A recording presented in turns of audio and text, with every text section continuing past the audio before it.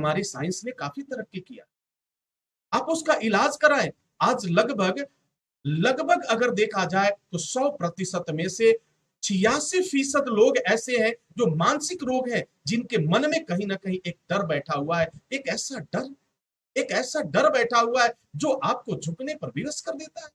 लेकिन मेरा परम पिता परमेश्वर वह आपको झुकाता नहीं महाराज, वो आपको ताकतवर बनाता है, आपको वह मजबूत बनाने का कार्य करता है। अब देखो, एक बात मैं आपको आप ही की भाषा में मैं इस प्रसंग के माध्यम से आपको बताने का प्रयास करता हूं। परम पिता परमेश्वर ने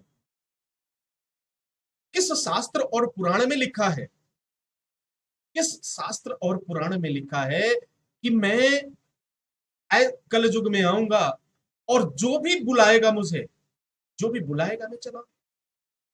हनुमान जी को बुलाना इतना आसान है, क्या आप इस बात को भूल गए? बाबा तुलसी को हनुमान जी को प्राप्त करने के लिए कितना कष्ट झेलना पड़ा।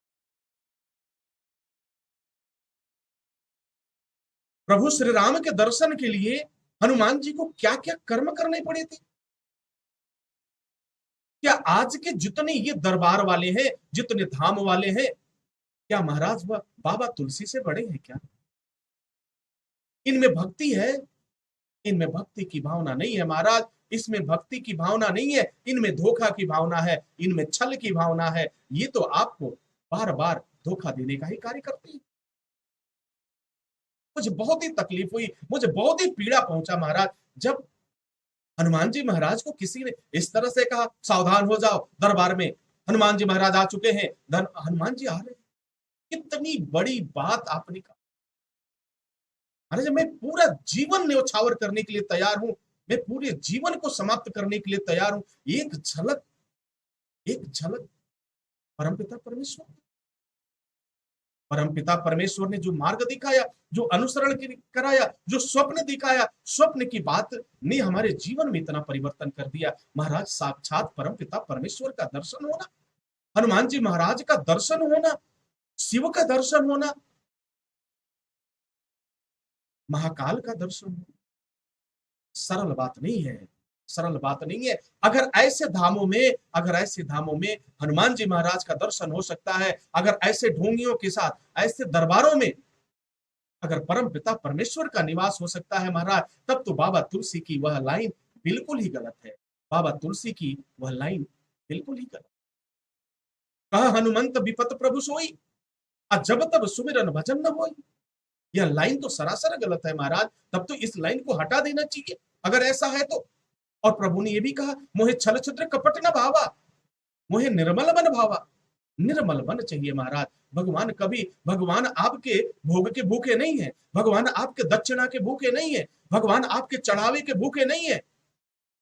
और तो और आपने ऐसा कह करके कि हनुमान जी महाराज हमारे दरबार में आ रहे, अरे दरबार में आने की आवश्यकता क्या है? तुम्हें बुलाने की आवश्यकता नहीं है महाराज। जहां तो सीधा कहा गया है, भजन के माध्यम से जो बताया गया कि हनुमान जी को पाने का तो एक ही मार्ग है महाराज, और हनुमान जी तत्क्षण वहां पहुंच जाते हैं और फिर वापस भी चले जाते। हनुमान जी को पाना है तो राम राम बोल, बस, इसके अलावा कोई मंत्र ही नहीं है। राम शब्द का जप करना प्रारंभ कर दो महाराज, और भाव से सत्य कहता हूं,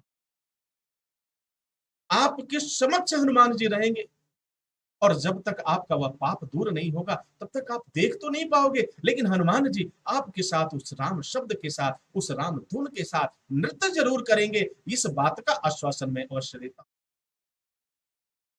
क्योंकि राम नाम ही हनुमान जी को बुला सकता है। दुनिया में कोई भी और दूसरी ताकत नहीं है जो हनुमान जी को। और हनुमान जी आएंगे, अरे हनुमान जी का नाम लेने से भूत पिशाच निकट नहीं आवे। क्या इसका मतलब, इसका तात्पर्य है महाराज हनुमान चालीसा गलत है? हनुमान चालीसा एक ऐसा चालीसा है, दुनिया के समस्त कष्टों का निवारण करता है। कुछ नहीं, बड़े श्रद्धा भाव से आप इसको धारण करो, इसका अनुसरण करो, इसका अनुसरण करो। अंधविश्वास में मत फंसो महाराज, अंधविश्वास में मत, अभी भी अंधविश्वास में।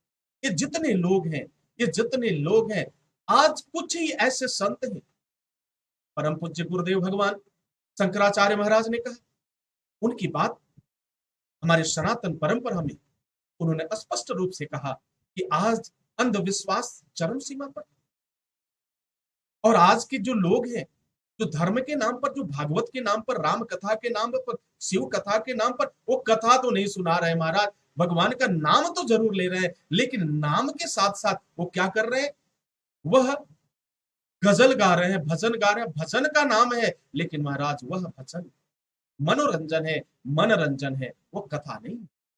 सुखदेव जी महाराज ने कोई भजन नहीं गाया। सुखदेव जी महाराज के मन में, अंतर मन में, उनका हर एक रोम रोम, हर एक रोम रोम उस परम पिता परमेश्वर का दर्शन कर रहा था महाराज, और वह अवधूत की भांति घूम रहे। राजा परीक्षित को जब भागवत कथा सुनाया सुखदेव जी महाराज ने, कितने लोग थे महाराज, कितना भजन हो रहा था वहां पर, और कितना वहां पे सजाया गया था।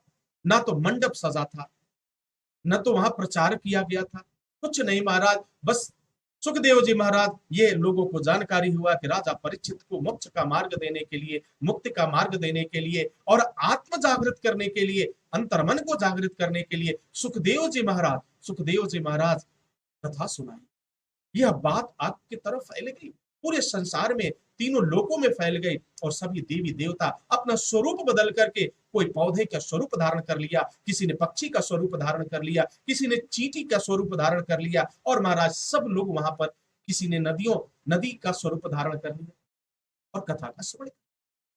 कथा में महाराज वो परम आनंद है कि कथा आपको कहीं दूसरे मार्ग पर ले ही नहीं जा सकती।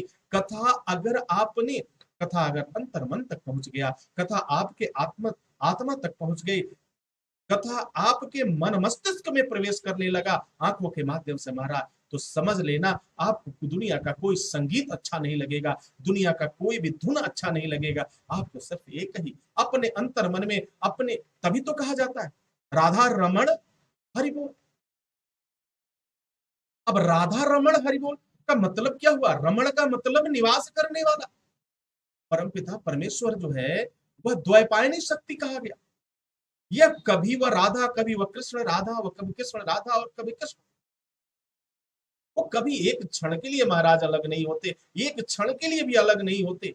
वो दोनों अपने में ही रमण कर रहे हैं, अपने में ही रमण कर रहे हैं, क्योंकि वह भक्ति, वह आनंद, वह स्वरूप इतना दिव्य है कि वह एक दूसरे को छोड़कर हटने का नाम ही नहीं लेते। तो फिर हम कथाओं में जो भजन सुनते, कथाओं में जो हम गजल कव्वालियां सुनते हैं, वो क्या है महाराज? वो कथा नहीं है, वो आपका मनोरंजन कर रहा है, और फिर वो आपको कथा से भटकाता है, और कथा से भटकाने का हर मार्ग, जो भी मार्ग है, उसे आपको त्याग देना चाहिए।